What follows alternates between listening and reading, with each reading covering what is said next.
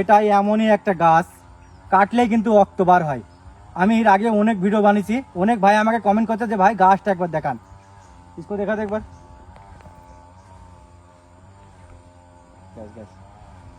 তো দেখেন কাটলে কিন্তু রক্ত বার হয়, কিভাবে রক্ত বার হয় দেখেন, এই দেখেন,